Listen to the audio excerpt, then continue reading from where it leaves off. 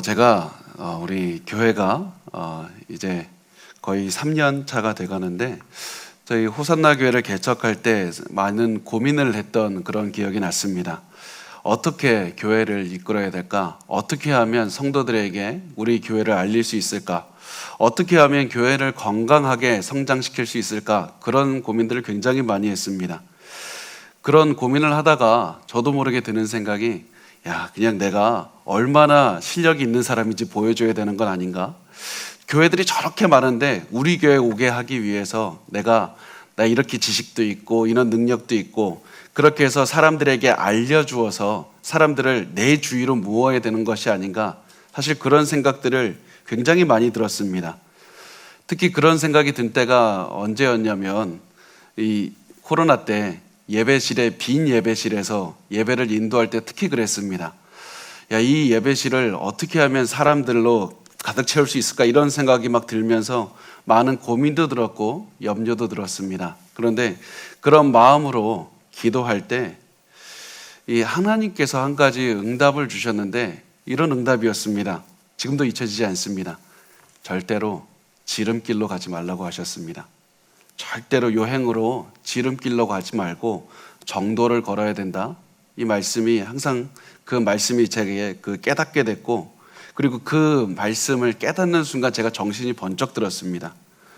내가 아무리 절박하고 아무리 내가 염려가 돼서 사람들에게 나를 홍보해서 사람들을 나에게로 이끌면 정말 나는 불행한 인생을 살게 되는 거구나. 왜 그렇습니까? 나는 그 이후로부터는 사람들에게 감동시키고 많은 사람들이 나에게 끌고 오기 위해서 계속해서 일을 했어야만 됐을 것이고, 하나님의 말씀이 아니라 사람들에게 호소하는 그런 사역만 했을 것이기 때문입니다. 게다가 없는 능력도 있는 척하면서 나 이렇게 대단한 사람이라고 나를 알아달라고 계속해서 그렇게 사역했을 것이기 때문에 평생 불행한 인생을 살게 되었을 것이다, 이런 생각이 듭니다.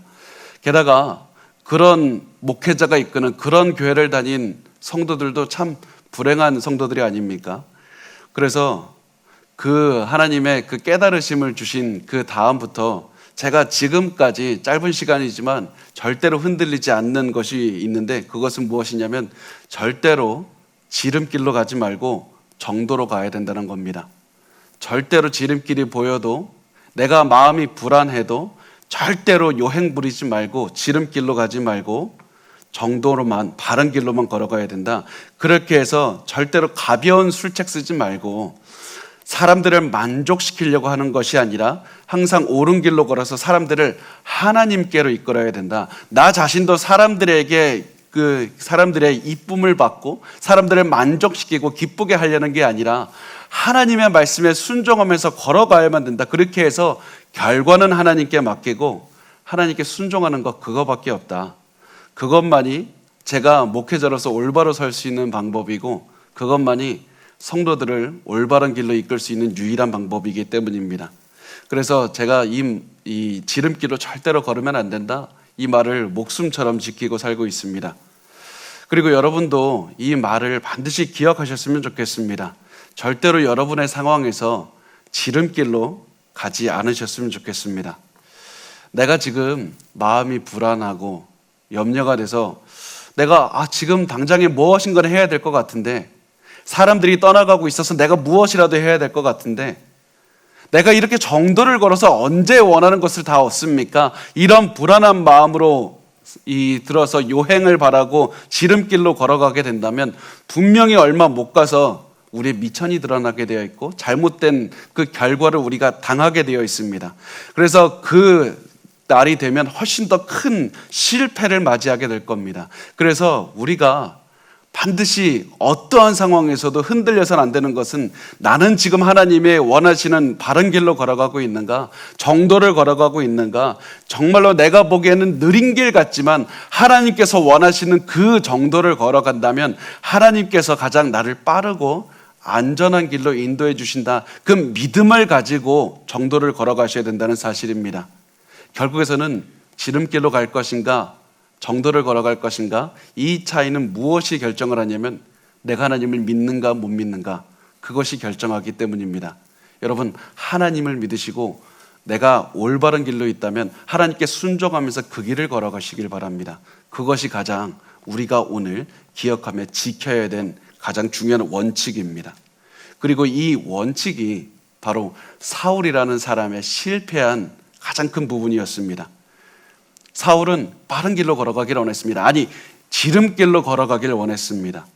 사울은 하나님께 순종을 하면 하나님께서 왕권도 지켜주시고 나라도 잘 안정되게 이끌어 주신다는 그 생각을 머리로는 알았지만 그럼에도 불구하고 너무 불안했습니다. 상황이 도저히 하나님만 믿고 살기에는 이렇게 가다가 사람들이 어떻게 그렇게 그 만족을 얻어낼 수 있고 사람들이 나를 인정하게 만들 수 있을까 불안했습니다. 내 왕권이 당장이라도 무너질 것 같았습니다. 그래서 사람들을 지름길로 가서 사람들을 자기를 좋아하게 만들면 그것으로 왕으로서 성공하게 되는 줄 알았습니다.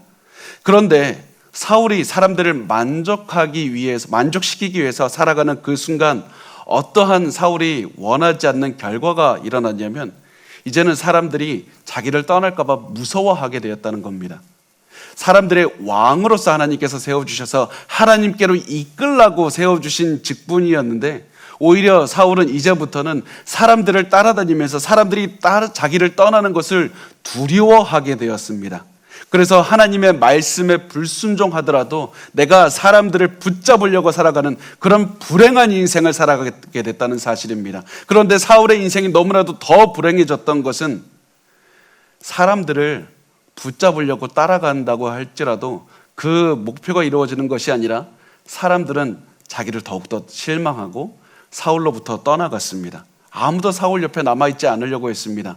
원칙을 어기고 지름길로 바라고 요행을 바라는 그 사람 곁에는 아무도 남아있지 않는 데다가 거기다 더 어려운 것은 무엇이었냐면 사울 옆에 당연히 하나님도 있지 않았다는 겁니다.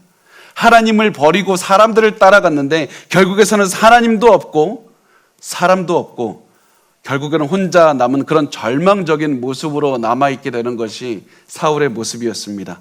그래서 우리가 이런 절망적인 상황으로 계속해서 걸어가고 있는 사울의 인생에 대해서 우리가 오늘 더 나누게 될 텐데 이 사울의 모습, 사울이 선택을 왜 했을까? 하나님은 왜 이런 모습을 원했을까? 이런 것들을 하나하나 우리의 머리에 기억하면서 반드시 우리의 삶을 돌아보시길 바랍니다. 나는 지금 사울처럼 살고 있지는 않은가? 그리고 만약에 우리 가운데 사울의 모습이 있다면 내가 지금 요행을 바라는 지름길로 가려는 모습이 있다면 지금 돌아켜야만 됩니다. 하나님께서 우리에게 사울의 모습을 묵상하게 하시는 그 이유가 무엇이냐면 사울과 같은 인생을 살지 않게 하기 위해서 하나님만 의지하고 살아가게 하기 위해서였습니다. 자, 그래서 우리가 그 모습을 보면서 오늘 사울의 모습을 살펴보도록 하겠습니다. 자, 우리가 이 사무엘이 우선은 사울에게 그 명령하는 장면부터 오늘 말씀이 시작을 하는데 우리가 이 15장 1절 말씀을 반드시 기억하셨으면 좋겠습니다. 15장 1절 말씀은 많은 사람들이 이야기를 진행하기에 그냥 중요하지 않은 것 같은 그렇게 대수롭지 않게 여기는 말씀이지만 굉장히 중요한 말씀입니다. 왜냐하면 하나님께서 사울에게 원하시는 중요한 세 가지가 들어있기 때문입니다. 자, 1절 말씀을 우리가 다시 한번 같이 읽겠습니다. 시작. 사무엘이 사울에게 이르되 여호와께서 나를 보내어 왕에게 기름을 부어 그의 백성 이스라엘 위에 왕으로 삼으셨은즉 이제 왕은 여호와의 말씀을 들으소서. 자, 이제 세 가지 중요한 것이 무엇이냐면 첫 번째, 사울이 왕인 이유가 하나님 때문이라는 사실입니다. 여호와께서 나를 보내어 왕에게 기름을 부어서 이스라엘 위에 왕으로 삼으셨다. 당신이 왕인 이유는 싸움을 잘해서도 아니고 인기 투표가 잘해서도 아니고 똑똑해서가 아니고 당신 아버지가 왕이었기 때문에 왕이 물려받은 것도 아니다. 당신이 왕인 이유는 하나님께서 세우신 것이었다. 그래서 너가 왕으로 살아가면서 반드시 기억해야 될 것은 하나님께서 왕으로 세워주셨다는 그 사실이고 너의 앞으로 왕위를 잘 보존하기 위해서 중요한 한 가지는 하나님이 왕으로 나를 세워주셨기 때문에 하나님께로만 내가 집중해야 된다. 그것을 기억하라는 것이 바로 첫 번째 사무엘이 사울에게 한 말이었습니다. 자, 두 번째 사무엘이 한 중요한 말은 무엇이냐면 사울보다 선지자인 사무엘이 더 높은 권위를 가지고 있다. 이 사실을 기억하라는 것이었습니다. 자, 이걸 어떻게 말씀하냐면 여호와께서 나 사무엘을 보내어 왕에게 기름을 부어서 왕으로 세우셨다. 다시 말하면 내가 당신을 왕으로 그 기름 부었다는 사실을 기억하라. 하나님께서 선지자인 나를 통해서 당신에게 그 왕으로 세우셨다는 사실을 기억하라는 겁니다. 이 얘기를 하는 이유가 무엇이냐면 사무엘이 내가 당신보다 높아? 그러니까 나를 존경해 이런 말이 아니라 하나님께서 이 하나님께서 선지자를 통해서 하시는 그 말씀을 반드시 기억하고 그 말씀을 잘 지키라고 순종하라고 말하기 위해서였습니다. 하나님의 말씀을 반드시 지키고 그 말씀을 순종해야 된다. 이것이 사무엘이 두 번째 한 말이었습니다. 세 번째, 사무엘은 사울 왕이 다스리는 백성이 당신의 백성이 아니다. 하나님의 백성이라는 사실을 기억하라고 했습니다. 그래서 왕에게 기름을 부어 그의 백성 이스라엘 위에 왕으로 삼으셨다. 하나님의 백성 이스라엘 위에 왕으로 삼으셨다는 사실을 기억하라고 했습니다. 그래서 이 말씀을 잘 보면 그의 백성 이스라엘이라고 했지 사울의 백성이라고 한 적이 없습니다. 그래서 이 사울에게 세 가지를 항상 기억하라. 이 세 가지를 기억하면 당신의 왕위가 오래갈 것이지만 이 세 가지 중에 하나라도 잃어버리는 그 순간 당신은 절대로 하나님께 순종하지 못할 것이다. 하나님 앞에 온전히 살아가지 못할 것이다. 하나님을 떠나가게 될 것이고 하나님을 떠나가게 될 때 하나님도 당신을 떠나가게 될 것이라고, 그래서 이 세 가지를 기억하라고 했습니다. 여러분, 우리가 이 말씀을 우리도 기억하셨으면 좋겠습니다. 하나님께서 우리에게 가정을 주시고 사업장을 주시고 직장을 주시고 우리가 가지고 있는 이 모든 것들을 내가 일궈냈다고 생각하지 마시고 하나님이 준 선물이라는 사실을 반드시 기억하셔야 됩니다. 내가 내 가정, 내 일터, 내 자식, 내 남편, 내 부모, 내 거라고 생각하는 그 순간 우리는 우리의 모든 삶의 기반이 무너지게 되어 있고 우리가 하나님께 불순종하게 되어 있고 하나님 앞에 정도를 걸어가는 것이 아니라 우리가 원하는 지름길, 내가 원하는 그 길로 걸어가게 되어 있다는 사실입니다. 그리고 그때 우리의 가정, 우리의 직장, 우리의 모든 관계는 다 무너지게 되어 있습니다. 하나님께서 세우신, 하나님께서 우리에게 주신 것이다. 이 마음을 항상 가지고 순종해서 살아가면 되고, 그리고 그때 우리는 온전히 하나님께로 이끌을 수 있다는 사실을 기억하셨으면 좋겠습니다. 자, 이제 사무엘이 이 말을 한 다음에 사울에게 이 세 가지 기억하십시오. 그 다음에 사울에게 중요한 명령을 내립니다. 우리 2절과 3절 말씀을 우리 같이 읽겠습니다. 시작. 만군의 여호와께서 이같이 말씀하시기를 아말렉이 이스라엘에게 행한 일, 곧 애굽에서 나올 때 길에서 대적한 일로 내가 그들을 벌하노니 지금 가서 아말렉을 쳐서 그들의 모든 소유를 남기지 말고 진멸하되 남녀와 소아와 젖먹는 아이와 우양과 낙타와 나귀를 죽이라 하셨나이다 하니. 자, 이제 하나님께서 아말렉을 죽이라고 다 없애라고 하셨는데 거기에 대해서 이제 출발점이 왜 그러느냐, 가장 출발점이 어디냐면 이스라엘이 출애굽할 때부터 일이 시작이 됩니다. 이스라엘 민족이 애굽에서 모세의 인도 아래에서 애굽에서 나왔을 때 아말렉이 이스라엘을 공격을 했습니다. 그것도 그냥 단순히 그냥 공격한 게 아니라 하나님이 굉장히 싫어하는 방식으로 공격했습니다. 그것은 무엇이었냐면 아주 비열하게 아말렉은 뒤에서 가장 약한 사람들을 공격했던 것이었습니다. 그래서 그 사건을 어떻게 말씀을 하냐면 신명기 25장 17절에서 19절 말씀을 보면 이렇게 말씀합니다. 제가 읽어보겠습니다. 너희는 애굽에서 나오는 길에 아말렉이 내게 행한 일을 기억하라. 곧 그들이 너를 길에서 만나 내가 피곤할 때에 내 뒤에 떨어진 약한 자들을 쳤고 하나님을 두려워하지 아니하였느니라. 그러므로 내 하나님 여호와께서 내게 기업으로 주어 차지하게 하시는 땅에서 내 하나님 여호와께서 사방에 있는 모든 적군으로부터 내게 안식을 주실 때에 너는 천하에서 아말렉에 대한 기억을 지워버리라. 너는 잊지 말지니라. 하나님께서 가장 싫어하시는 것이 무엇이었냐면 약자들을 치는 것이었습니다. 가장 지쳤을 때 약자들을 치는 그것을 보시고는 하나님께서는 이 땅에서 아말렉을 지워버리겠다 이렇게 말씀을 하셨습니다. 그리고 신명기에서 그 기억을 지워버리겠다, 신명기에서 말씀하시는 것은 이제는 아말렉 족속 자체를 이 땅에서 없애겠다고 말씀을 하신 것이었습니다. 자, 근데 우리가 이 말씀을 보고서 한 가지 질문할 수 있는 게 뭐냐면, 하나님 굳이 다 죽이라고 하신 이유가 있습니까? 하나님 굳이 사람들하고 짐승들하고 어떻게 그거 다 죽일 필요가 있습니까? 사람들 좀 살려서 노예로 좀 써도 되고 짐승들 좀 살려서 우리가 다 먹고 쓸 수 있는데 굳이 왜 다 죽이라고 하신 이유가 뭡니까? 사실 이 질문에 대한 그 대답 하나만으로도 뭐 책 한 권이 나올 정도로 굉장히 많습니다. 그런데 우리가 그걸 다 나누지는 못하니까 세 가지만 짧게 나누겠습니다. 세 가지만 보겠습니다. 첫 번째, 하나님께서는 아말렉 사람들이 죄를 더 이상 짓지 않도록 막으신 것이었습니다. 아말렉 사람들이 죄를 너무 많이 지어서 사람들을 다 죽여서 더 이상 죄를 짓지 못하도록 막으신 것이었습니다. 자, 보면 가나안 민족들, 특히 이 아말렉 민족들은 엄청나게 많은 죄를 짓고 살았습니다. 특히 아말렉 민족들은 굉장히 폭력적이고 굉장히 잔인하고 잔혹하기로 유명한 족속이었습니다.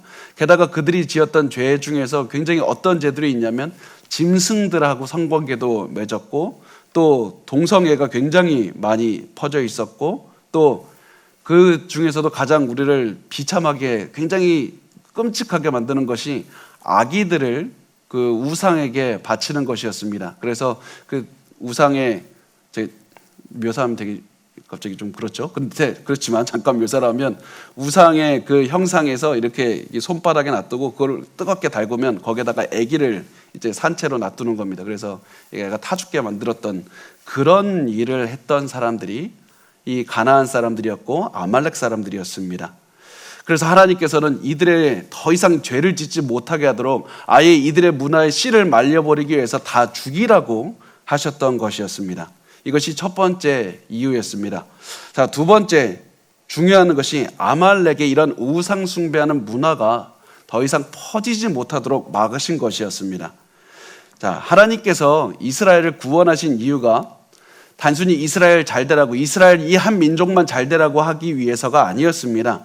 하나님은 이스라엘을 통해서 다른 모든 민족이 하나님께 돌아오게 하기 위해서, 그 의미가 어디 있냐면 이스라엘을 제사장 민족으로 삼았다, 이런 의미가 이스라엘을 통해서 다른 많은 민족들을 하나님께로 돌아오게 하기 위해서였습니다. 그런데 사람이 가지고 있는 악한 문화의 특징이 무엇이었냐면 전염성이 강하다는 겁니다.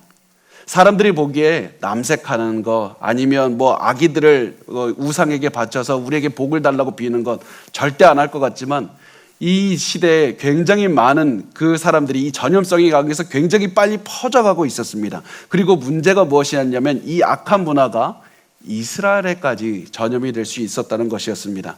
그래서 하나님께서는 이런 일을 막기 위해서 아말렉 민족 자체를 없애야 된다. 그 모든 문화가 조금이라도 스며들어서는 안 된다고, 그래서 다 없애라고 하셨습니다. 마지막 세 번째, 이것을 반드시 기억하셨으면 좋겠습니다. 세 번째가 중요한데, 이 모든 사람과 짐승까지도 죽이라고 하셨는데 짐승까지 죽여야 되는 이유가 무엇이었냐면 전쟁을 이기게 하신 분은 하나님이다, 이 사실을 알게 하기 위해서였습니다. 이 여호수아 때부터도 계속 그렇죠. 그 가나안 민족들에게 가면 이 사람들이 다 전쟁에서 이긴 다음에 모든 짐승들 다 그거 다 불에 태 없애라 이렇게 하셨는데 그 이유가 무엇이었냐면 당시 군인들이 전쟁에서 승리하면 이 전쟁에서 얻은 상대방의 짐승들, 상대방의 좋은 물품들을 자기 전리품으로 가지고 나누었습니다. 전리품을 갖는다는 의미가 뭐냐면 이 전쟁 내가 노력해서 내가 승리했으니까 내가 우리 군인들끼리 나눌 권리가 있다, 그래서 나눈 것입니다. 그게 전리품의 의미입니다. 그런데 하나님께서는 이스라엘 민족에게 전쟁을 한 다음에 너네 반드시 전리품을 너네가 가져서는 안 된다. 그 전쟁 너희가 잘 싸워서 이긴 것이 아니라 내가 너희를 이기게 한 것이다. 그러니까 너희들은 전리품 절대로 가져가지 말고 그걸 다 하나님께 바쳐라. 하나님께 바치는 의미로 다 불에 태워서 죽이라고 그래서 말씀을 하신 것이었습니다. 나머지 너희들이 혹시라도 필요한 모든 것들은 하나님께서 베풀어 주실 것이니까 그거 염려하지 말고 전리품을 절대로 챙기지 마라. 그래서 전리품을 챙긴다는 것은 오히려 단순히 내가 물질에 대한 욕심을 갖고 있다는 게 아니라 하나님의 말씀을 어기고 전리품을 챙기는 것은 하나님 별로 그렇게 일하지 않으셨지 않습니까? 이 전쟁 내가 이긴 겁니다. 하나님께 반역하는 것을 뜻했습니다. 그래서 하나님께서는 반드시 다 죽이라고 말씀을 하셨습니다. 그런데 우리가 조금 뒤에 보면 알겠지만 사울은 결국 하나님께 불순종해서 전리품을 챙기게 되고 사람도 다 죽이지 않게 됩니다. 그 결과 하나님께서 이 하나님의 명령에 순종하지 않은 그 결과로 이스라엘은 아말렉 때문에 엄청난 결과를 맞이하게 됩니다. 엄청난 고난을 맞이하게 되는데 그 예 중에 하나가 다윗이 시글락이라는 도시에 있게 되는 때가 나중에 오는데요. 그때 아말렉 사람들이 이 시글락을 다 불을 지르고 이제 사람들을 다 포로로 잡아가는 그런 일들도 벌어졌고, 더 시간이 지나서는 정말 중요한 게 에스더 시대에 벌어지게 됩니다. 한 500년 정도가 지난 에스더 시대에 벌어지게 되는데, 에스더 3장 1절 말씀을 보면 이런 말씀이 있습니다. 그 후에 아하수에로 왕이 아각 사람 함무다다의 아들 하만의 지위를 높이 올려 함께 있는 모든 대신 위에 두니. 자, 우리 하만이라는 사람이 있는데 그 사람은 유다 민족들을 다 죽이려고 했던 사람이었습니다. 유대인들을 다 죽이려고 했습니다. 그런데 이 하만이 아각 사람이라고 했습니다. 아각은 우리가 뒤에서도 나눌 테지만 아각은 아말렉 민족의 왕을 지칭하는 타이틀, 그것이 그 아각이었습니다. 그래서 하만은 아말렉 사람의 왕족 출신이라는 겁니다. 그리고 이 왕족 출신은 누가 살려두었느냐? 사울이 살려줬습니다. 그래서 사울이 하나님께 불순종해서 아말렉의 왕족 아각을 살려주었더니 시간이 지나서 아각의 후손이 모든 유대인들을 죽이려고 했고, 그냥 유대인만 죽이려고 한 게 끝이 아니라 그것을 통해서 사탄이 이루려고 했던 것이 무엇이었냐면 예수 그리스도의 탄생을 막으려고 했다는 사실입니다. 사탄은 유대인들을 다 죽이면 예수 그리스도 메시아가 탄생하지 못하게 해서 자기가 이기려고 했습니다. 이런 사울의 실패 하나가 엄청난 결과를 이루었던 것이었습니다. 그리고 하나님께서는 이 모든 것을 아신 하나님께서는 일부러 사울에게 너 아말렉 사람들을 다 멸망시켜야 된다. 너 반드시 멸망시켜야 된다. 그렇게 말씀을 하셨던 겁니다. 그렇지만 사울은 그 마음을, 하나님의 말씀을 제대로 알아듣지 못하고 그냥 전쟁하면 되겠지, 그런 마음으로 이제 전쟁을 하기 위해 군대를 소집했습니다. 자, 4절과 5절 말씀, 사무엘상 15장 4절과 5절 우리 같이 읽겠습니다. 시작. 사울의 백성을 소집하고 그들을 들라임에서 세어보니 보병이 20만 명이요 유다 사람 10,000명이라. 사울이 아말렉 성에 이르러 골짜기에 복병시키니라. 자, 하나님의 명령을 받은 사울이 전쟁하기 위해서 사람들을 다 소집했습니다. 그런데 얼마나 왔냐면 21만 명이나 왔다고 합니다. 왜 이 숫자가 중요하냐면 바로 전장에서 사울에게 있었던 군대의 수가 600명밖에 없었기 때문입니다. 다 도망갔습니다. 600명밖에 남았었는데 하나님께서 몰아주셔서 21만 명이나 군대가 생긴 겁니다. 이것을 보고 사울은 전쟁은 내가 하는 게 아니라 하나님이 하시는 거구나. 이거 내가 앞으로 해야 될 일을 하나님께 순종하기만 하면 그 결과는 하나님께 맡기고 살아야 되는구나. 그 생각을 가지고 순종했어야만 됐습니다. 그런데 사울은 이 수많은 사람들을 보니까 사람들을 또한 만족시키기 위해서 살아가게 됩니다. 사람들을 자기에게로 끌어오기 위해서 또다시 시도를 하게 됩니다. 그래서 이제 사울은 그런 마음을 가지고 이제 전쟁을 하러 나아가는데 그 중에 일부를 이제 군대를 매복하게 했습니다. 그래서 전면적으로 군사 공격을 하고 또 도망가는 적군이 있다면 이제 매복한 군사들이 공격해서 다 전멸시키도록 다 만반의 준비를 갖추었습니다. 그 다음에 굉장히 흥미로운 말씀이 하나가 나오는데 6절 말씀입니다. 굉장히 흥미로운 말씀입니다. 우리 같이 읽겠습니다. 시작. 사울이 겐 사람에게 이르되 아말렉 사람 중에서 떠나가라. 그들과 함께 너희를 멸하게 될까 하노라. 이스라엘 모든 자손이 애굽에서 올라온 때에 너희가 그들을 선대하였느니라. 이에 겐 사람이 아말렉 사람 중에서 떠나니라. 자, 우리가 잘 알다시피 모세의 장인이 겐 사람이죠. 그래서 그 모세의 장인의 도움을 이 모세가 많이 받은 것을 우리가 성경을 출애굽기를 보면 알 수가 있습니다. 그래서 그날 이후부터 이스라엘 민족과 겐 족속은 굉장히 우호적인 관계를 유지하고 있었는데요.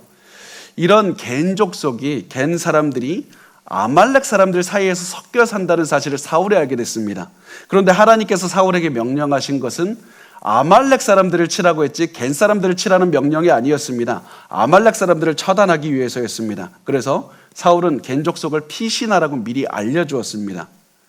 이렇게 해서 사울은 하나님의 명령을 지키는 모습을 보여주는데, 문제가 뭐냐면 사울의 순종은 부분적인 순종이었다는 겁니다. 사울은 자기가 보기에 이 말은 들어도 자기에게 손해가 없고 자기에게 이득이 온다는 것이 생각이 들면, 판단이 들면 그것을 순종했고, 이것은 볼 때 사람들이 자기를 싫어할 것 같다, 자기에게 손해가 될 것 같다, 그러면 하나님의 명령을 지키지 않았습니다. 그래서 이 바로 다음에 하나님께서 이 갠 사람에 대해서 따로 명령하지 않았음에도 불구하고 사울은 이 명령을 너무나도 잘 지켰는데, 바로 다음에 하나님의 말씀을 깡그리 채 무시하는 그런 모습이 나옵니다. 그래서 이 모습을 이 사무엘상 기자가 우리에게 알려주면서 깨닫기를 원하는 것이 무엇이었냐면, 바로 부분적인 순종은 순종이 아니라는 겁니다. 우리가 하나님 나 지름길 조금 택했고 나 요령 조금 부렸고 정도도 좀 같습니다. 그러면 하나님 이 정도 인정해 줘야 되는 것 아닙니까? 이렇게 생각할 수 있지만, 하나님께서 보시기에 조금의 순종은 불순종과 똑같다는 의미입니다. 그래서 우리가 항상 내가 양심에 거리끼지 않게 하나님께서 깨닫게 해주시는 대로 정도를 걸어가셔야지, 내가 하나님 이때는 합리화될 이유가 있습니다, 저 때는 변명거리가 있습니다, 그런 마음으로 하지 마시고 항상 올바른 길로 걸어가셨으면 좋겠습니다. 자, 우리 7절부터 9절까지의 말씀을 우리 같이 읽겠습니다. 시작. 사울이 하윌라에서부터 애굽 앞 술에 이르기까지 아말렉 사람을 치고 아말렉 사람의 왕 아각을 사로잡고 칼날로 그의 모든 백성을 진멸하였으되, 사울과 백성이 아각과 그의 양과 소의 가장 좋은 것 또는 기름진 것과 어린 양과 모든 좋은 것을 남기고 진멸하기를 즐겨하지 아니하고 가치 없고 하찮은 것을 진멸하니라. 자, 보면 이 사울이 이제 아말렉을 공격하기 시작하는데, 하나님께서 이 전쟁을 이기게 하셔서 이 승리하게 하셨습니다. 그런데 이 사울이 하나님의 명령에 순종하지 않게 됩니다. 그 이유가 어디에서 나오냐면 바로 이 짧은 글에서 나오는데, 이 사무엘상 15장 7절부터 9절까지의 말씀을 우리가 잠깐 읽었는데, 그때 뭐라고 말씀하냐면, 사울과 백성이 아각과 그의 양과 소의 가장 좋은 것들을 남겼고 진멸하기를 즐겨하지 않았다. 사울과 백성이 그랬다. 사울이 백성들의 말을 들어서 그런 겁니다.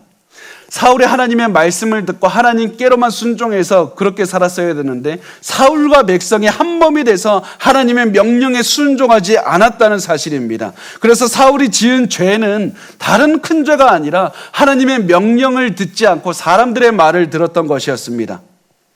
그래서 사울은 아말렉의 왕 아각을 죽이지 않은 것, 그리고 좋은 짐승들을 죽이지 않았다는 것이었습니다. 안 좋은 짐승들은 죽였습니다. 우리가 아까 잠깐 나눴듯이 짐승들을 죽인다는 것은 그 모든 것이 하나님의 전리품입니다. 하나님께서 다 하셔서 하나님께서 가져가실 권리가 있는 겁니다, 이런 의미라고 했습니다. 그런데 좋은 것들은 자기들이 갖고 안 좋은 짐승을 죽였다는 것은 무엇을 말하냐면, 하나님 역할 하시긴 했는데 하나님 별로 역할 안 했지 않습니까? 우리가 다 하지 않습니까? 우리가 그래서 좋은 것들을 가져야 되고 하나님 쓸모없는 것 가지십시오, 이렇게 하나님을 무시하는 것을 했다는 사실입니다. 그래서 이 하나님께서 도와주시긴 했어도 우리의 땀의 결과고 이 전쟁 우리가 이겼고 우리가 모든 것을 했다고 이렇게 말을 하는 것에 있었습니다. 그래서 이것은 단순히 이스라엘 백성들이 재물에 욕심이 있다는 것이 아니라 하나님을 무시하는 것이었고 하나님에 대한 반역을 의미했습니다. 하나님을 인정하지 않는 것이었습니다. 그래서 하나님이 분노하신 겁니다. 단순히 내 말 안 들었다, 그것도 분명히 불순종한 게 중요하지만 하나님께서 분노하신 이유는 나를 이렇게 무시했구나, 이것 때문에 그랬습니다. 그래서 하나님께서는 사무엘에게 말씀을 하셨습니다. 10절부터 11절까지의 말씀을 같이 한번 읽어보겠습니다. 시작.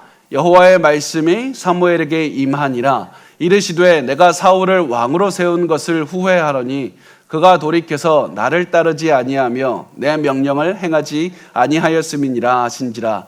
사무엘이 근심하여 온 밤을 여호와께 부르짖으니라. 자, 하나님께서 사울이 죄를 지은 것을 보면서 사울을 왕으로 세운 것을 내가 후회한다고 하셨습니다. 자, 여기서 중요한 표현을 우리가 잠깐 볼 텐데, 하나님이 후회한다고 하신 겁니다. 후회가 뭡니까? 내가 잘못했다, 내가 실수했다. 사울이 저렇게 죄를 지을 줄 알았으면 내가 저 사람 안 선택했을 텐데 내가 후회한다, 이런 것이 후회한다는 의미입니다. 아니, 어떻게 하나님이 후회할 수가 있습니까?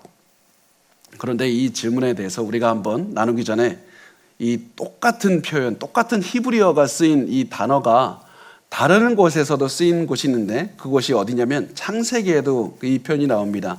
창세기 6장 5절부터 6절까지의 말씀을 보면 노아 시대에 하나님께서 이렇게 말씀하십니다. 여호와께서 사람의 죄악이 세상에 가득함과 그의 마음으로 생각하는 모든 계획이 항상 악할 뿐임을 보시고 땅 위에 사람 지으셨음을 한탄하사 마음에 근심하시고, 한탄하셨다는 이 말이 이 아까 우리가 읽은 후회하셨다라는 히브리 단어와 동일한 단어입니다.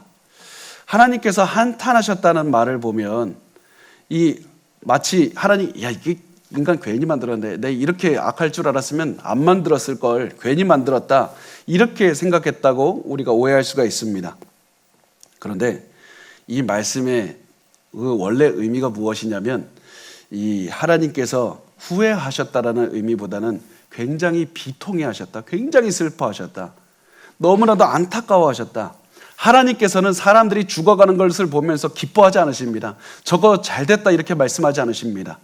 하나님은 사람들이 죄 가운데 살아가는 것을 보면서 굉장히 안타까워하신 겁니다. 그리고 하나님께서 사울을 보시면서도 사울이 잘못 가고 있는 것을 보면서 즐거워하신 것이 아니라 너무나도 비통해하셨고 너무나도 슬퍼하셨습니다. 그리고 하나님의 이런 마음을 한 사무엘이 사울 때문에 근심했다고 말을 하는 겁니다. 그래서 사울을 위해서 밤새도록 기도했습니다. 하나님, 사울을 불쌍히 여겨달라고 기도했습니다. 그렇지만 아무리 사무엘이 기도를 해도 사울은 여전히 죄 가운데 살아가고 있었고 사울은 하나님께로 돌이키질 않았습니다. 그래서 하나님도 뜻을 돌이키지 않으셨습니다. 자, 우리 12절 말씀을 우리 같이 읽어보겠습니다. 시작. 사무엘이 사울을 만나려고 아침에 일찍이 일어났더니 어떤 사람이 사무엘에게 말하여 이르되 사울이 갈멜에 이르러 자기를 위하여 기념비를 세우고 발길을 돌려 길갈로 내려갔다 하는지라. 자, 사울이 자기를 위해서 기념비를 세웠다고 이렇게 말씀합니다.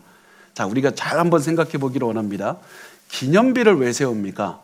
단순히 자신의 치적을 자랑하기 위해서, 그것이 분명히 중요하지만 단순히 자기의 입으로 자랑할 수도 있었음에도 불구하고 기념비까지 세운 이유가 무엇이었냐면 기념비는 내가 보기 위해서가 아니라 남들에게 보여주기 위해서였습니다. 하나님께서 알고 계시다, 여기서 끝난 것이 아니라 사울의 모든 시선이 사람을 만족시키기 위해서 있었다. 사울이 하나님이 아니라 사람들에게 기쁘게 해주고, 나 이렇게 대단한 사람이니까 결국 무엇을 합니까? 나를 따라오고 나를 왕으로 섬겨달라고, 내가 이렇게 대단한 사람이라고, 그렇게 해서 계속해서 불행한 사울의 그런 마음을 보여주는 것이 사울이 기념비를 세웠다는 데에 나타나 있습니다. 전쟁 내가 잘했으니까 나를 인정해달라고 기념비를 세웠습니다. 그런데 사울이 불행한 것이 무엇입니까? 아무리 사울이 이렇게 할수록 사람들은 사울에게 있는 것이 아니라 사울의 실처를 너무나도 잘 봤고, 그리고 하나님도 사울을 떠났다는 데 있습니다. 13절 말씀을 우리 같이 읽겠습니다. 시작. 사무엘이 사울에게 이른즉 사울이 그에게 이르되 원하건대 당신은 여호와께 복을 받으소서, 내가 여호와의 명령을 행하였나이다 하니. 자, 이제 사울이 사무엘을 만났는데 우리가 예상하지 못한 장면이 나옵니다. 뭐냐면 사무엘이 사무엘을 보고선 사울이 나는 하나님의 뜻을 완벽하게 행했습니다, 자랑하는 겁니다. 누가 보더라도 사울은 하나님의 말씀을 어겼습니다.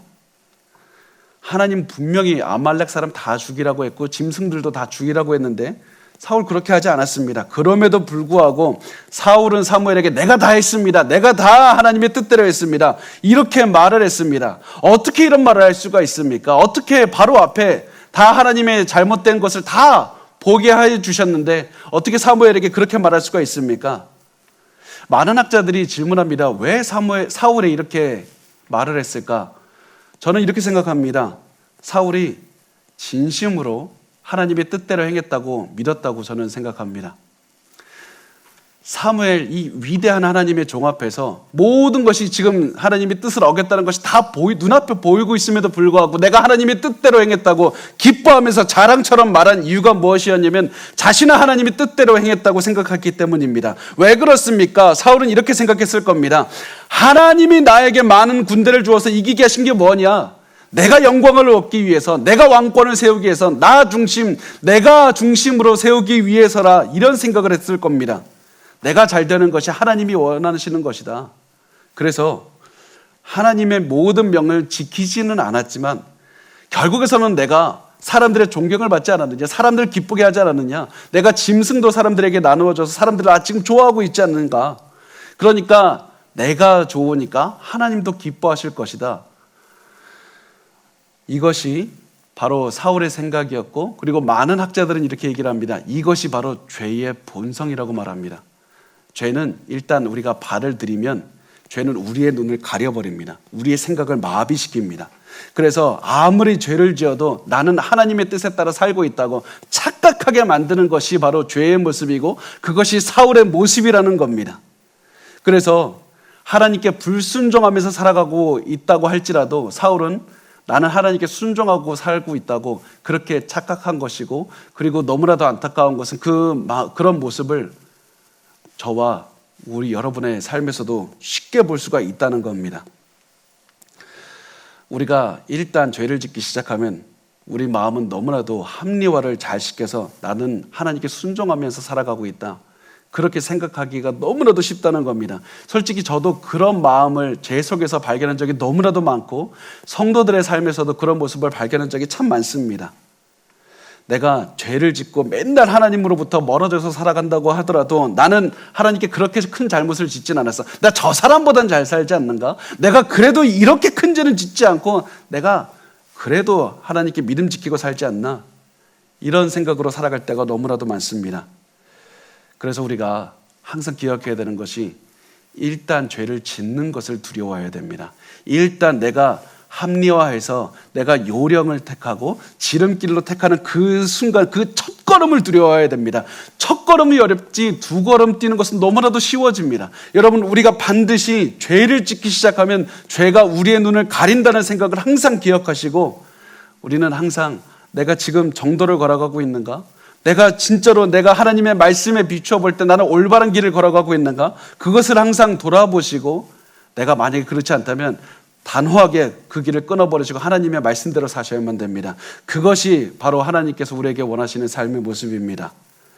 그런데 이런 사울이 이렇게 자기의 마치 그 이성이 마비되고 하나님으로부터 떠나가서 내가 하나님으로부터 잘 살고 있다고 이렇게 착각하면서 말을 했을 때 사무엘은 도저히 그 말을 참을 수가 없었습니다. 그래서 사울에게 굉장히 날카로운 질문을 했습니다. 14절 말씀을 보면 사무엘이 이렇게 말합니다. 사무엘이 이르되 그러면 내 귀에 들려오는 이 양의 소리와 내게 들리는 소의 소리는 어찌 됨이니까 하니라.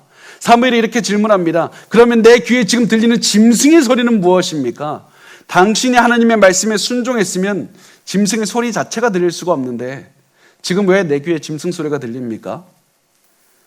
사무엘은 너무나도 똑똑한 사람이었습니다. 그래서 사무엘이 이렇게 질문했을 때 뭔가 잘못됐구나. 그거 내가 죄 지은 것이 지금 사무엘이 굉장히 질책하고 있구나. 그래서 사울은 곧바로 그것을 깨닫고 변명하기 시작합니다. 그래서 우리 15절 말씀 마지막으로 우리 같이 읽겠습니다. 시작. 사울이 이르되 그것은 무리가 아말렉 사람에게서 끌어온 것인데 백성이 당신의 하나님 여호와께 제사하려 하여 양들과 소들 중에서 가장 좋은 것을 남김이요 그 외의 것은 우리가 진멸하였나이다 하는지라. 사울이 이렇게 얘기를 합니다. 백성의 무리가 짐승을 끌고 왔습니다. 성경은 아까 사울과 백성이 무리가 한 마음이 돼서 짐승을 끌고 왔고 아각을 죽이지 않았다고 했는데, 사울은 하나님의 말씀으로 내가 순종하려고 했는데 백성들이 하나님의 말씀을 어긴 겁니다. 이렇게 남 탓을 하기 시작합니다. 그런데 이 말을 하면서 사울이 굉장히 불안해하고 또 하나님 앞에 어차피 드러날 거짓말을 하고 또한 사람들의 탓을 하는 그 모든 이유가 사울이 왜 이렇게 안전부절하면서 계속해서 거짓말을 하면서 이런 말을 하고 있는지가 이 말씀에서 잘 드러납니다. 그것이 무엇이냐면 사울의 심리, 사울의 인생을 한 그 문단으로, 한 그 단락으로, 한 두 글자로 이 요약한 것이 무엇이냐면 바로 사울이 이렇게 말한 겁니다. 당신의 하나님 여호와께서, 당신의 하나님. 사울은 한 번도 하나님이 내 하나님이신 적이 없었습니다. 사울은 우리의 하나님이라고 말하지 않았습니다. 사울은 당신의 하나님이라고 지금 사무엘에게 말을 하고 있는 겁니다. 이스라엘의 하나님은 내 하나님이 아니지 않습니까? 하나님께서 아무리 나를 왕으로 세웠고 아무리 백성들을 나에게 맡겨주셨다고 하더라도 그 하나님 나의 하나님이 아니라 사무엘의 하나님이지 않습니까? 그래서 사울은 너무나도 두려웠고 불안했던 겁니다. 사울은 이 사람들의 마음을 어떻게 하면 내가 이 자리에서 살아남을 수 있을까? 왕으로서 잘 살 수 있을까? 이런 염려가 들었을 때 사울이 했었어야 됐던 것은 무엇이었냐면 하나님께로 돌아가서 하나님을 나의 하나님으로 고백할 수 있는 믿음을 가졌어야 되는데 이것을 하지 못하고 지름길을 택해서 사람들을 내 사람으로 만들고 내 편 만들고 사람들이 나에게로 많이 오면 그것으로 잘 되는 것인 줄 알고 그 사람들의 마음을 잡기 위해서 전전긍긍하면서 살아갔던 것이었습니다. 그런데 이렇게 살아가면 살아갈수록 더욱더 사람들은 사울을 실망해서 사울을 떠나가고만 있었고 하나님도 또한 사울을 함께하고 있지 않았다는 사실이었습니다. 결국 이렇게 해서 사울은 계속해서 파멸의 길로 걸어갔던 것이었습니다. 사울이 선택한 지름길은 자신이 보기에 빠른 길이었지만 사실은 절벽으로 달려가는 가장 빠른 길이었던 것이었습니다. 그래서 우리가 오늘 사울의 그 삶을 보면서 우리에게 스스로 질문을 했으면 좋겠습니다. 나는 지금 어떤 길을 가고 있는가? 내가 지금 빠른 길로 달려가고 있고 남들보다 앞서가고 있다고 생각하지만 사실은 이 길이 벼랑 끝으로 달려가는 가장 빠른 길은 아닌가? 하나님으로부터 멀어지는 가장 빠른 길은 아닌가? 하나님께서 원하시는 정도를 나는 걸어가고 있는가? 그 생각을 하시고 혹시라도 내가 잘못된 길을 가고 있다면 지금이라도 하나님께서 깨닫게 해주신 그것을 생각하면서 우리 정도로 다시 걸어가셨으면 좋겠습니다. 우리가 정도로 걸어가기가 사실 가장 어렵고 염려가 들고 많이 힘들 때, 그럴 때가 온다면 우리 이 말씀, 사무엘이 사울에게 이 말씀을 반드시 기억하셨으면 좋겠습니다. 사무엘상 15장 1절에 이렇게 말씀합니다. 잘 기억하십시오. 사무엘이 사울에게 이르되 여호와께서 나를 보내어 왕에게 기름을 부어 그의 백성 이스라엘 위에 왕으로 삼으셨은즉 이제 왕은 여호와의 말씀을 들으소서. 사울이 왕이 된 것도 하나님의 선물이었고 이스라엘 백성들도 하나님의 백성이었습니다.